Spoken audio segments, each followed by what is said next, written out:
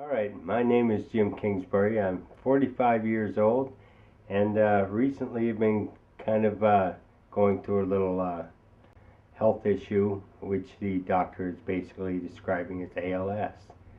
And ordinarily it doesn't strike people my age. The median age, I guess, is 54, and the prognosis for it is really not enlightening. So I guess we're basically just kind of making this as a kind of a I can't think of the right word, as a document of how this progresses within me, or how I fight it and how I keep it back. And we'll see where it goes from here, I guess. Let's see what God has in store for us. I can't think of anything more to say right now. ALS kind of does this emotional thing to you too, so it's hard. I didn't think it was going to be this hard. Well, it started in my hand here, which I thought basically was carpal tunnel. But as I kept getting tested and going from one test to the next, things kept getting ruled out to the point where all that's left now is ALS. Basically, it's a motor neuron degenerative disease which kills your cells to the point that you can't use your muscles anymore. You basically become paralyzed, and then that's it. My wife and I have been reading an awful lot, and we've read a lot of encouraging things from people who've fought through this and made the actual pretty fair life of this, basically by getting back to nature, going organic, cleaning out their system, finding other ways of dealing with this other than conventional medicine, which basically is just prescribing drugs for symptoms and saying, I've done what I can, now that's it, you know. We'll see you for a checkup and another consult, but basically that's all they can do. Well, we just had the baby Jack, and before I met Lisa, I had 4 and she had 2, so between us there's 7, and 6 of them are grown up and left for the most part. They're still around, but that's a good thing. Outside of conventional medicine, we're finding a lot of differences, so we're being kind of skeptical as to what we're actually believing, because you know, a lot of these things are you know, they sound good, and you know, there's a doctor saying, well, you can do this and you can do that, but then it comes with an order sheet to buy, you know, certain supplements and certain this and that their website is selling. So I don't know how much of that is actually, yeah, we can help you as long as you buy the product, you know, selling their product, or whether or not they're very sincere, which I hope they are. And but you know, that's something we'll find out in time. Well, the next step is my final, or supposedly my final meeting with Dr.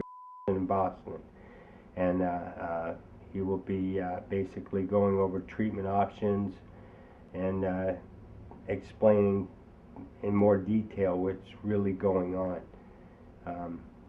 I've read a lot of his stuff, and he's basically about the top of the line as far as neurological conditions go, and you know, I trust him for what he knows, but I also believe he doesn't know everything. 3rd of July, Tuesday, Boston, be there. All right, it's Tuesday morning, July 3rd. We're on our way to Boston to meet with Dr. one more time, and coming with us today is my wife, Lisa. Hi. Hi. We'll see what the good doctor has to say. Well, here we are, waiting to go to the doctor's office. and he's going to tell us whatever news he has from all the tests he's taken. No matter what he says, I'm pretty confident we'll be all right. I don't really have a whole lot of controversy in my mind about what he's already found out. So basically we're just going to listen to what he says, what he recommends, and then we'll kind of, you know, make our decisions from there. Just take it as it goes. Scary though. It's scary, but knowing is the first part of the battle, so. Well, I think we know, it's just having him decide. Yeah, it's like the real nail, actually, so that's what we're waiting for.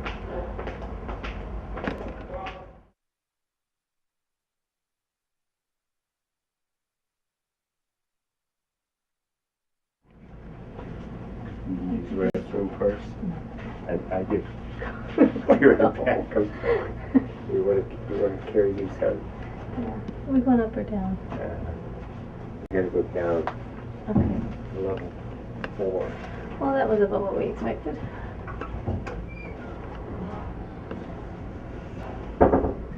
Well, our filmer wasn't able to come into the office, and I know he has his reasons and all, and I can understand that.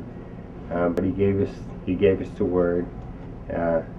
He's really sure it's ALS, even though we haven't really done all the tests, because I really couldn't handle it last time. I don't think he needs any more to prove it to himself that that's what my condition is. So I really don't know how to say how I feel. It's strange. Still processing. But we'll fight through it as we can.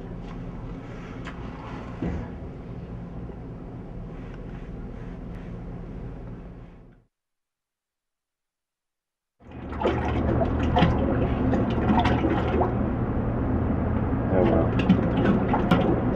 Do what I can as long as I can.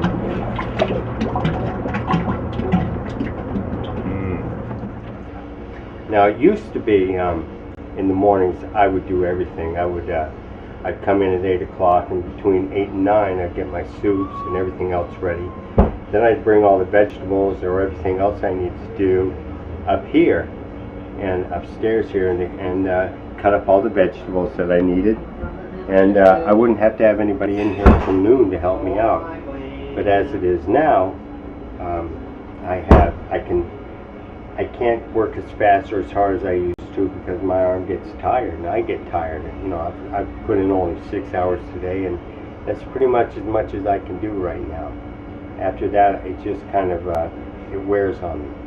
But you know, like I said before, we have, you know, good help here, and my boss is very, very good with this. He doesn't mind me having someone come in earlier in the day to help me with the cutting of the vegetables and this and that to get ready for our lunches and dinners.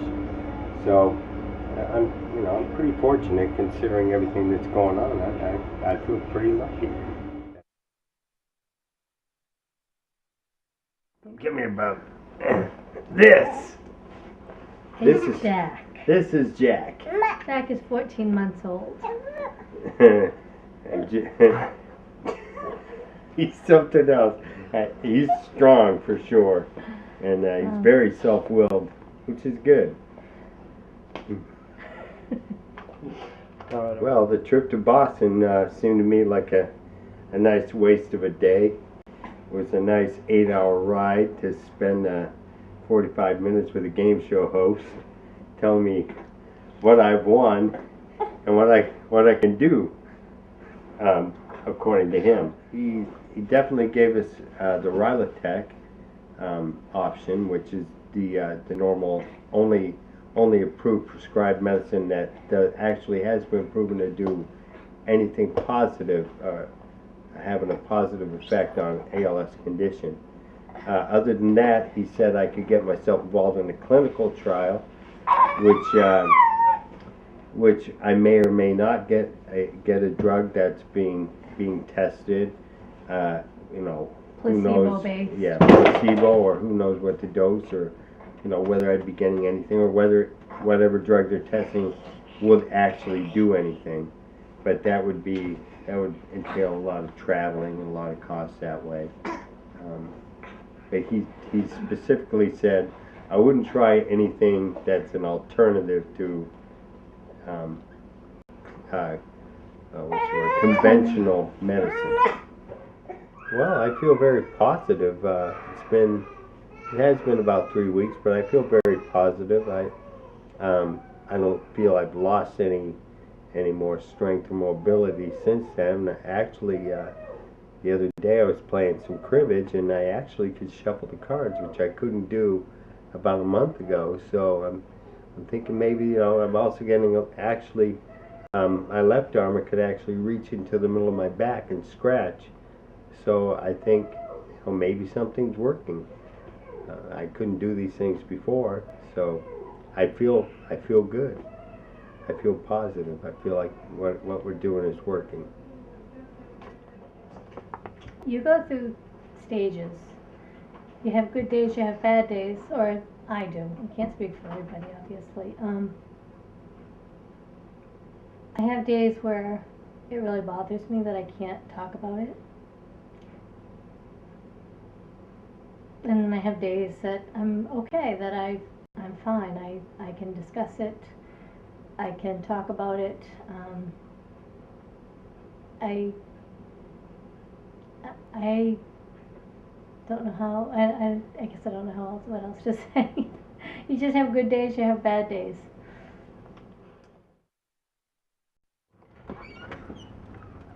Who's that? Who's that? Say hi. Can you say hi? You say, come on, make you say hi. Come on. He's a smiley guy in the morning. Well, it's Saturday, September 15th. It's been a couple months since we started this project here, and so we're on our way to Portland this morning for a Walk to Defeat ALS event, our very first ALS kind of thing that we're doing. Our main goal here today is to make some contact with the organizers of the event, and we're trying to actually organize one for Bangor for next year, and we'll see how that goes. That's our goal today. Oh, this is just an activity filling the gas tank that he would never let me do before, but now I can't pull the gas pump, so I do all the gas pumping. Today we are headed to Portland for the Walk to Defeat ALS that the ALS Association puts on. This is through the Northern New England chapter, which we have joined. And next year, I've been talking to them about, you'll meet Chandra today. Next year, I'm wanting to organize this event in Bangor, which they've been wanting to organize one in the Bangor area for a few years, but they haven't had anybody to do it. So, kind of served a need for both of us.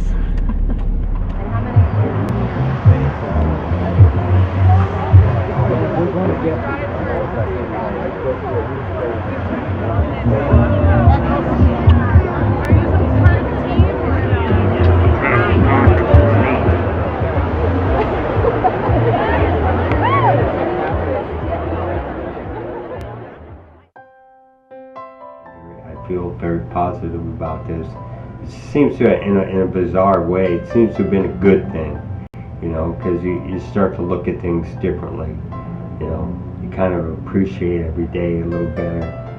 You get up in the morning, wow, got another day. It's going to be a good one. So, in a way, it's been good. If you let it be good, it can be good. Other people can learn.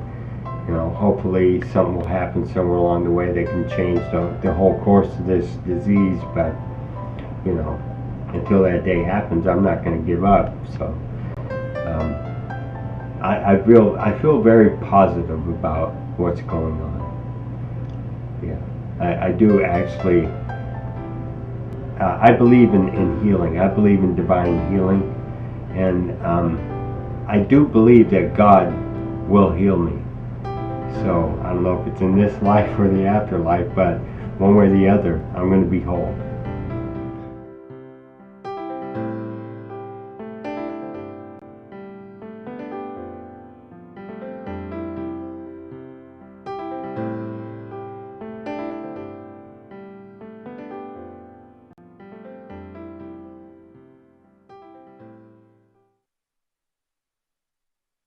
Well, it's Halloween 2007, October 31st. It's been a while. It's been about a month since I've talked to the camera, so little update on things that are going on, I guess. I've been taking the Relitech now for almost 3 months, and quite honestly, I don't know if it's doing anything or not. I don't feel different. I don't feel worse. I don't feel better. I've been seeing a variety of doctors lately. I've gone to a speech therapist, looking into basically voice banking, seeing how that works. And he just called me yesterday, in actual fact, and said he's got another doctor he wants me to meet with, who basically works more in the line of devices for speaking. You know, in case it comes down to the day that I may need to have a I don't know what it's called, but basically a box to speak through. And I've seen a respiratory doctor who's basically said I have diminished lung capacity, and one reason why that I do get more tired now is because with not being able to breathe as well as I had been, I've got an increase of carbon dioxide in my blood, which makes me more tired, which makes me yawn more too. So that's because it doesn't clear out enough from my exhaling. So that's something that we're going to be working with, you know, different techniques for breathing and all that. It's hard, but you know, you learn to cope, you learn to find ways to do things and take it a little easier here and there, so that I can still do the job. Now I do know that I can't keep doing this for much longer. I don't believe I can, but I'm going to do this as long as I can. So my wife and I are basically looking into other things that I might be able to do that basically requires less physical work, definitely less physical work. It's something that I can do online. We haven't found anything yet that suits me, but you know, we'll find something. Other than that, I feel good. I feel pretty good all over. Well, we're certainly not scientists, but we've been doing a lot of research, and the internet gives a lot of good information, a lot of bad information. But my take on it, for what it's worth, is statistics show that 2 out of 100,000 people, 1 to 2 out of 100,000 people are diagnosed every year. That has been on the rise. I was in contact with the ALS Association today, and there are 9 people in Bangor that have been diagnosed. And I personally think the FDA has to approve pesticides and chemicals. Now, pesticides are shown to be motor neuron toxins, neuron toxins in general, and they have to approve. They approve a certain amount of pesticides and certain pesticides for fruits and vegetables to be grown. But you know, over a period of years of ingesting these chemicals and these pesticides, who's to say that it's really safe? Now, as a kid, there was a chemical factory out near where I lived in one place that actually did make Agent Orange. And as we were growing up, you know, we didn't know anything about that, but there were plenty of toxins in the air and in the surroundings we grew up. They actually didn't even take care of disposing of any of this, and we think that might have been a good starting point for it. You know, have they done it? I don't know if they've done any studies over a period of years. Watching people I know that, you know, all kinds of chronic diseases are up. I think that has a lot to do with it. You know, mercury is a known neuron toxin. Those are in your fillings. The metal fillings have mercury in them. I think it's environmental, and a lot of the science that I'm looking up on, you know, in my research is pretty much confirming that. They believe that it's environmental. You know, I can't say which one thing ever did do it, but, you know, there's a whole lot of things, you know, just even spraying insecticides at work, you know, in the garbage area to try to keep flies down, just things like that, you know, just to, but you don't realize all the things you breathe in that are actually neurotoxic. You know, I've had a number of fillings in my mouth that are amalgams, which are more than 50% mercury, and mercury is the #1 neurotoxin that there is. So, you know, there's a lot of things you do that I've done that have you know, destroyed brain cells, and, you know, motor neuron cells are brain cells too. So who knows, you know, how long ago that started, or you know, how much of an effect I personally put on myself, or you just, you know, my surrounding environments. So we've decided that we're going to, I mean, we're taking an integrated approach to medicine. We're not ruling anything out that'll help. We're not ruling out conventional medicine. We're not ruling out alternative medicine. We're taking more of a holistic approach, I think, but it's really all there is. Well, right now we've gotten rid of all our chemical cleaning products. We're basically going green.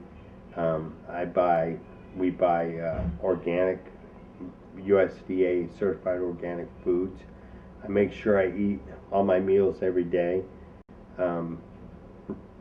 I take a vitamin and supplement regimen now that's high in antioxidants and cell structure things. Make sure I drink plenty of water, and I did do a body cleanse, you know, to get whatever poisons that could be cleaned out of me, you know, liver and blood and all that, kidney, all that. You know, we weren't made to put chemicals into us. You know, when we were created, you know, everything was pure, and people, you know, when people originally ate, you know, they took things from a tree that was grown, you know, naturally. So now, you know, for years, you know, people have been eating things that have been sprayed with all kinds of stuff, or grown in grounds that, you know, have been treated with all kinds of things. So nothing is really actually natural anymore. Our bodies were made to eat naturally and to live naturally. So it only makes sense to, if you want to really keep your body healthy, to be natural. It's the way it was intended to be. It's a scary walk, no matter what phase you're in. ALS is incurable. It's pretty much untreatable. The ALS Association is a very good place to start. The biggest thing with ALS is you feel totally helpless. It's not like breast cancer or for example, breast cancer, it's a horrible, horrible disease. But with breast cancer, you have a treatment option, and not that it isn't just as scary and just as horrible. I don't want to take away from that. But you don't feel powerless completely, because you can treat it, you can seek other routes. With ALS, there is no cure, there is no hope, other than there's no, you know, and science and the doctors will give you no hope. They'll just tell you, you know, do the best you can to deal with it. And I have chosen to take control of how I'm going to deal with it. And I am working with the ALS Association and organizing a walk to make me feel more powerful, like I have options. I'm organizing a walk a walk to defeat ALS for next year. You know, do something that will make you feel like you have a little more control. Don't let it beat you down, and appreciate every day, because every day you have, you know, you just gotta take it one step at a time. Don't think about tomorrow. Take care of today, I guess, would be my best advice.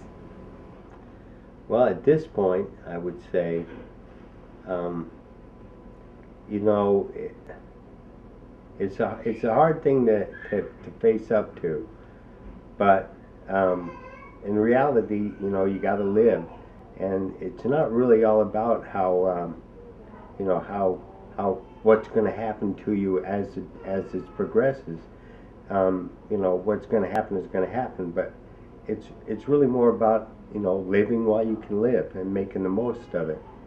I think it's very important that my family knows that while I'm here, that I love them, and that, you know, I share that with them, and you know, they reciprocate because they love me too.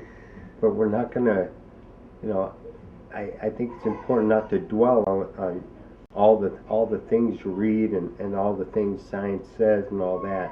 I think it's important to be positive and focus on just getting up every day and having the best day you can have.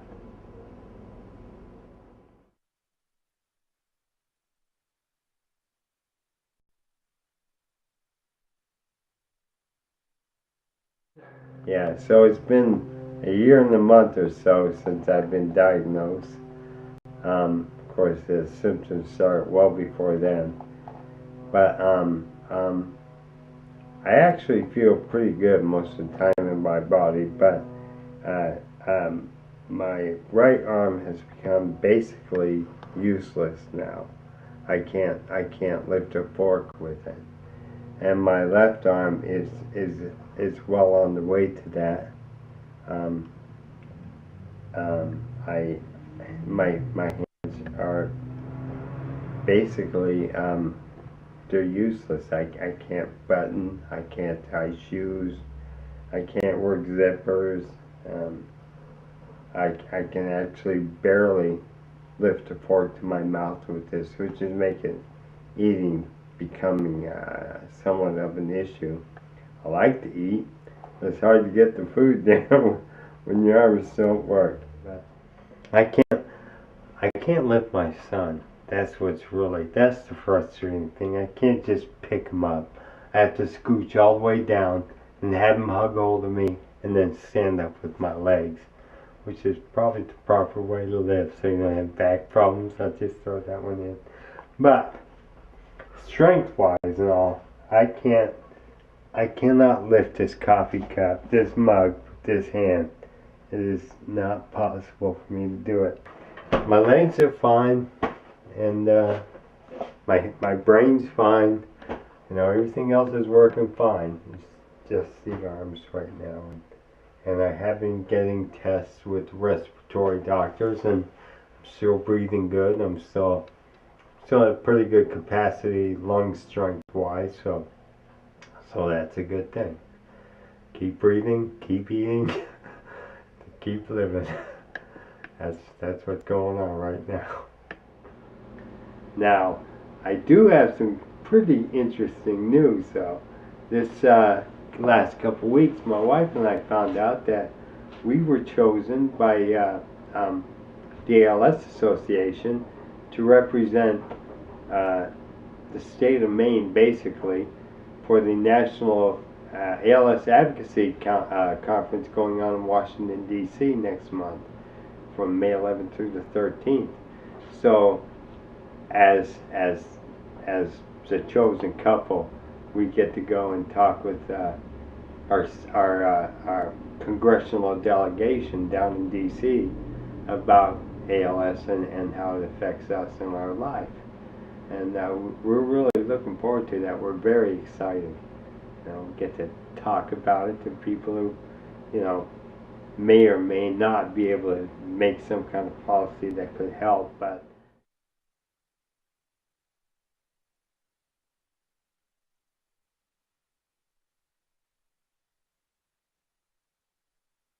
well, this is the Walk to Defeat ALS shirt. As far as us getting involved in this, when I was diagnosed, we actually started just kind of looking online to see what was out there as far as maybe support or anything like that. And then we found there was a walk in Portland, which we went to, and we talked to organizers there, and we decided that since Bangor, there really wasn't anything going on farther north that we get involved in that. And my wife basically recruited some other people, and they put together a really, really good, a really super walk. It was very smooth. Everything was fun. It was just amazing. I was really surprised how well that went and how smooth and how easy it all seemed. It seemed like there was no effort at all, but there was a lot of work involved with that.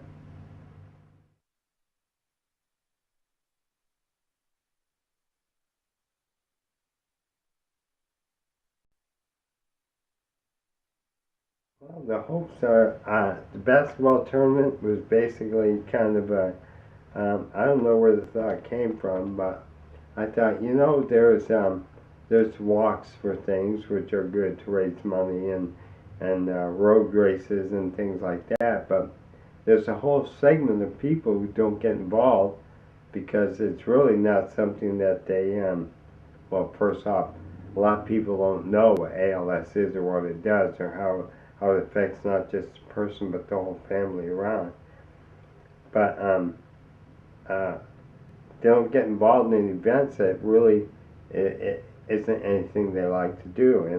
And I know that people who run or do the walking and or play golf generally aren't people who play basketball. You know, like to play pickup basketball, and vice versa. So I thought, well, maybe if we had something like that in the area, that more people could get involved and learn more, and then I think as people know more about something, and the more they can learn to care, I think that's a good step towards actually helping to basically find a way to deal with this, which there really isn't right now. And I think knowledge is the way to go. People need to know, and you know, the more you know, the more that can be done. And the hope is that not only that people have a good time, because it's really important that people have fun doing this, but they come away with that with a little more than just, I had fun playing the game, but they can, it's something for them to think about. You know, it could happen to anyone, anytime. You just don't know. There's no rhyme or reason or pattern. It just happens.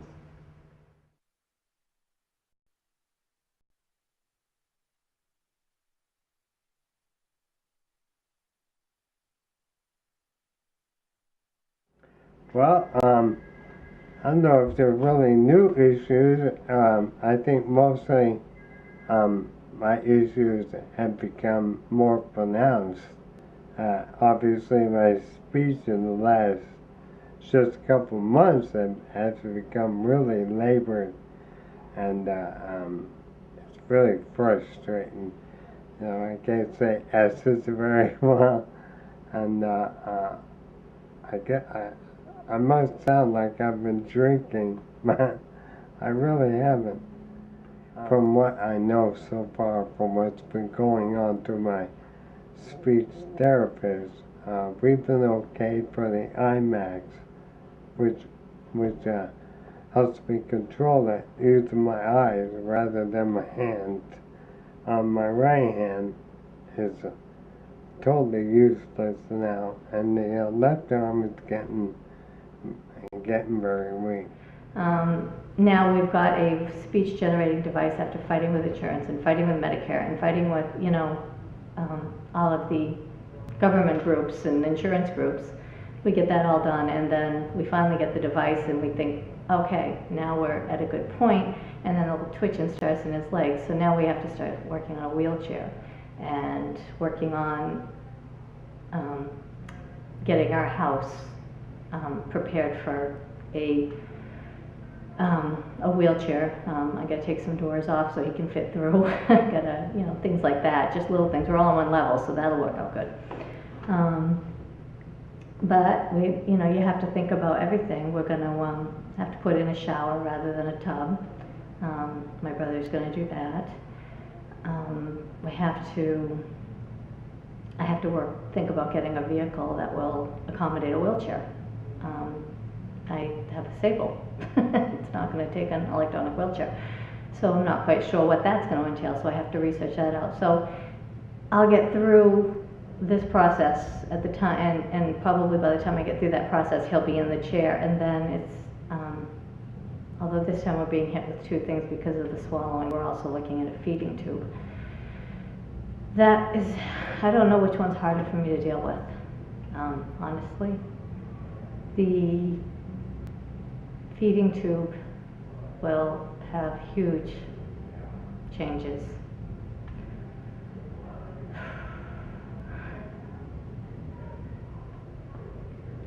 Sorry.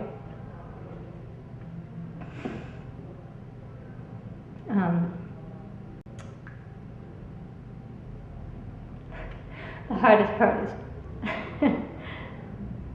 Jim loves food. And so he loves to cook, and he's already had to give that up.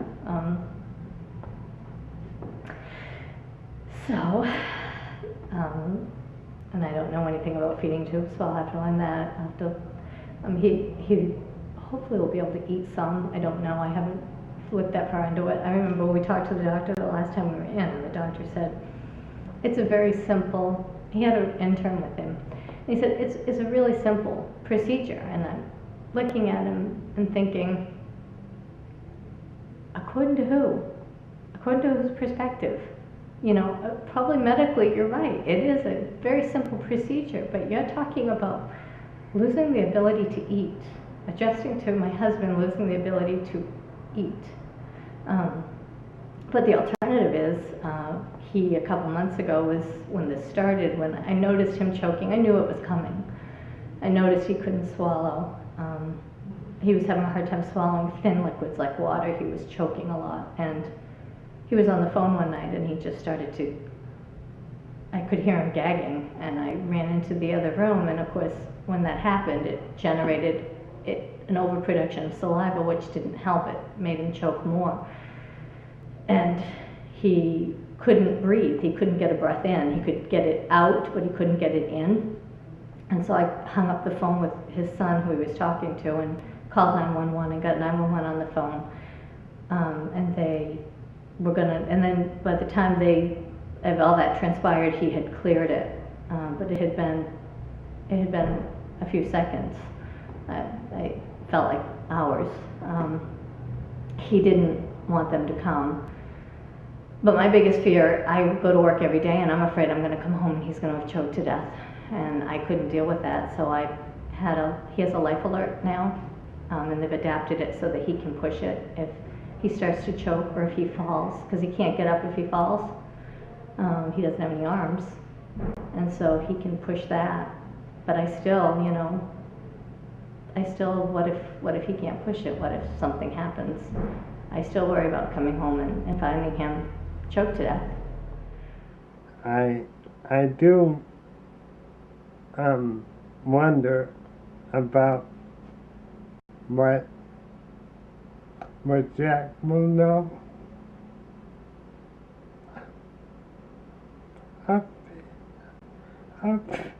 I'm sorry of me. I don't know what he's gonna remember. I don't know how he's gonna remember me. So I do my best to take care of that in a different form by basically recording messages to him from me. And I know Lisa's very strong. I'm not worried about her.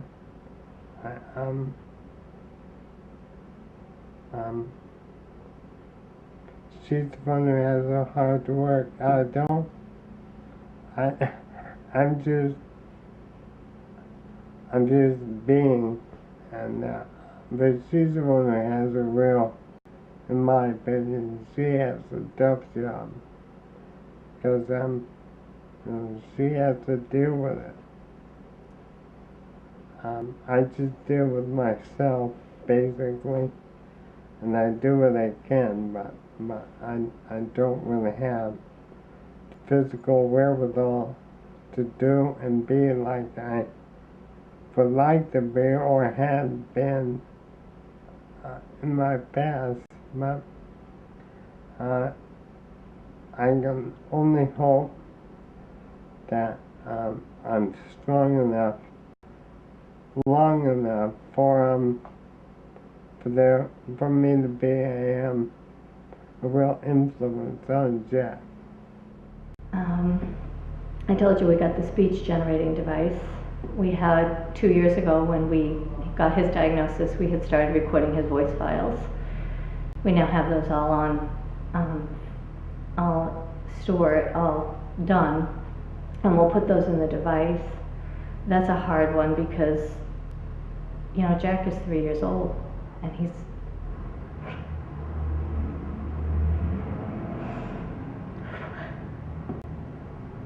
I started that so that Jack would know his voice.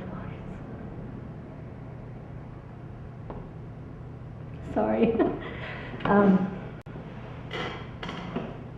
And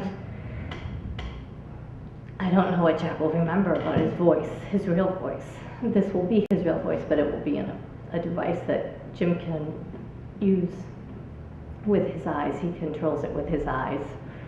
He'll also be able to turn the TV on. It's all optically controlled. But even now, Jack understands a lot of, he knows that there are challenges. He doesn't ask Daddy to pick him up. He will go to climb in Daddy's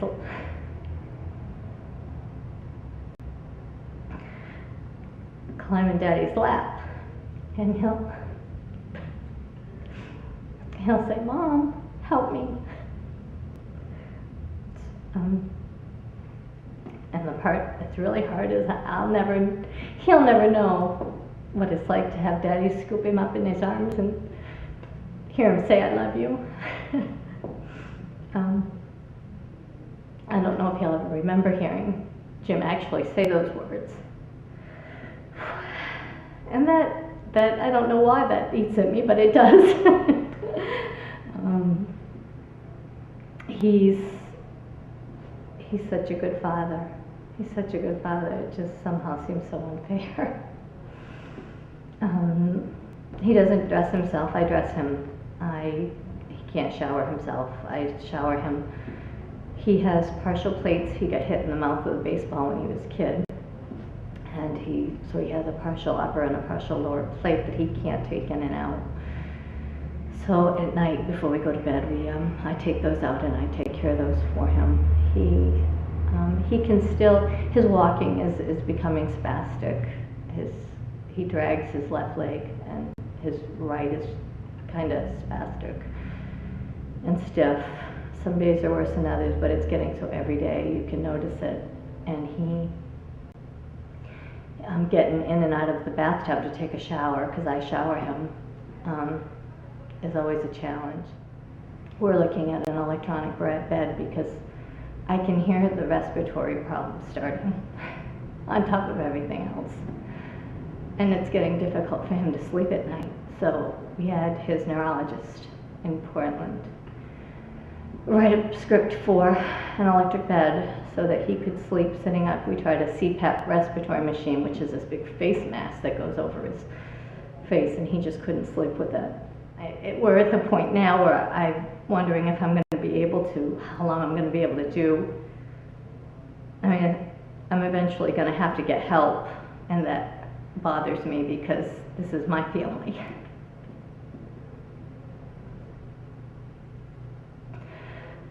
And I want to take care of my family. So having to have a nurse come in will be hard. I honestly believe God doesn't give you any more than you can handle. Some days I think he has too much confidence in me, in us. But I know that that has sustained me over and over again is the thought that I'm not alone, because you'd be surprised. I can be in a room full of people and feel very alone, but I know that God is there, and I know that He's with me, and that has gotten me through more than anything else. Do I understand it? No. Do I blame God? No.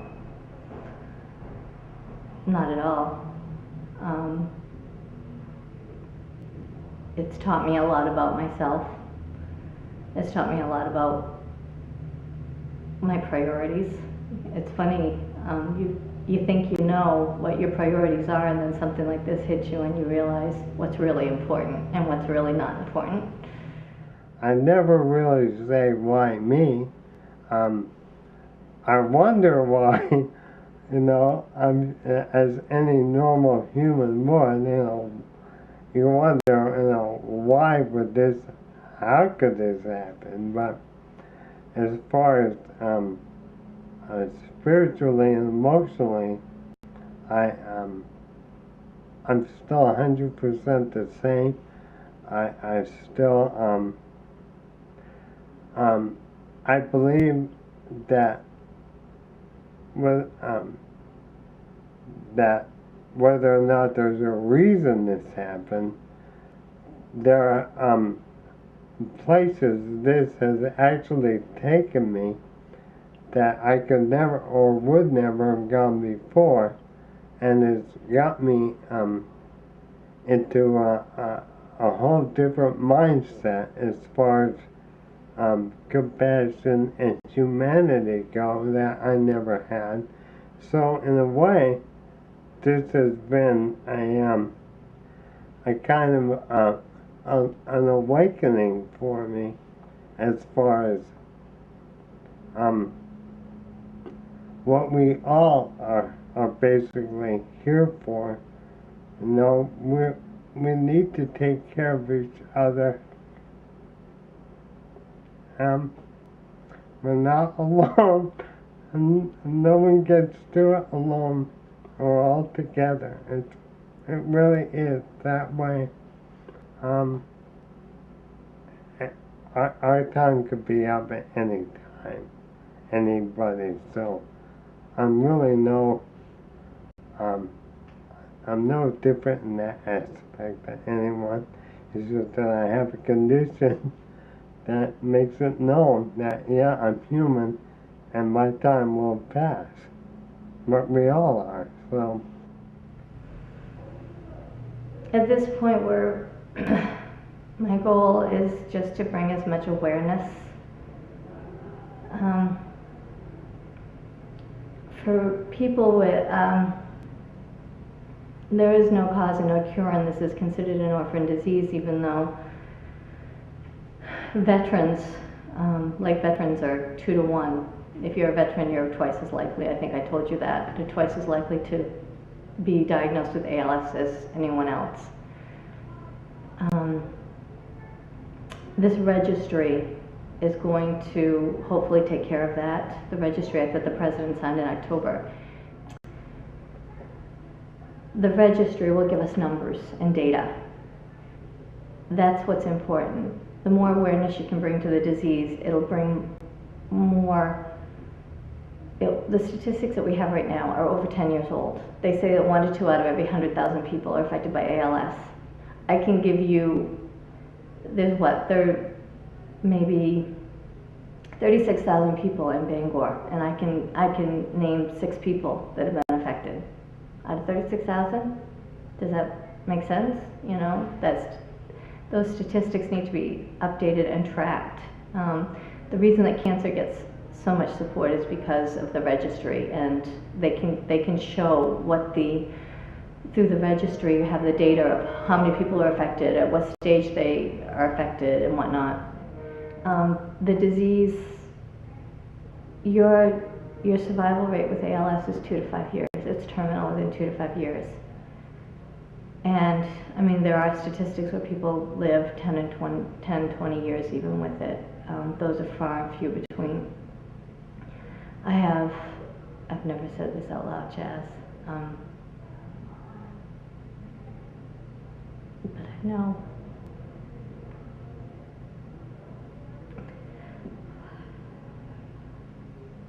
the way the disease is progressing, Jim will not see Jack start kindergarten.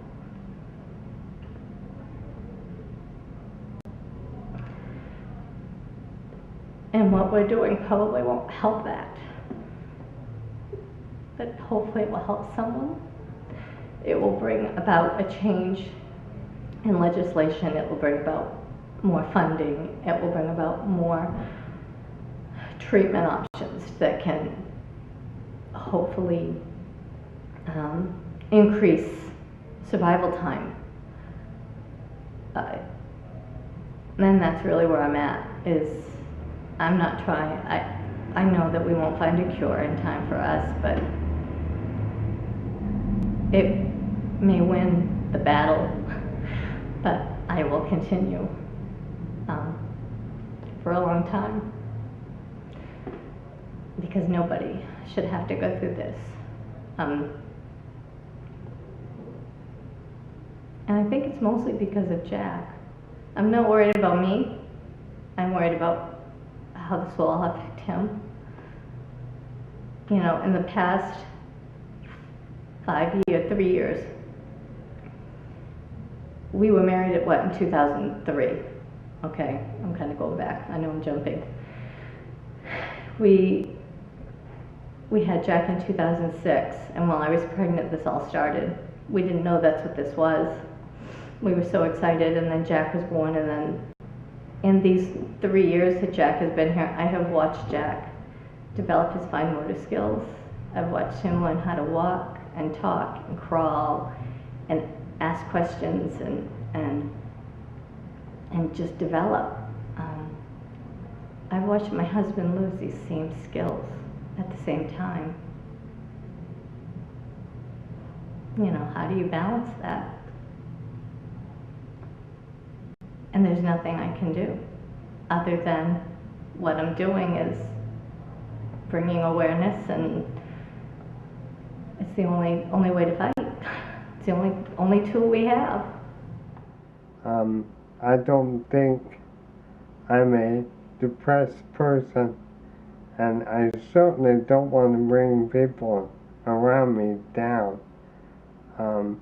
I think it's very important to be positive and be thankful that, you know, I'm still breathing, I'm still living, I'm still laughing. I still think, you know, life is worthwhile, and you know, just don't get bogged down. And I mean, I'm just not negativity all day long. You know, you watch the news and all they do is tell you how bad things are.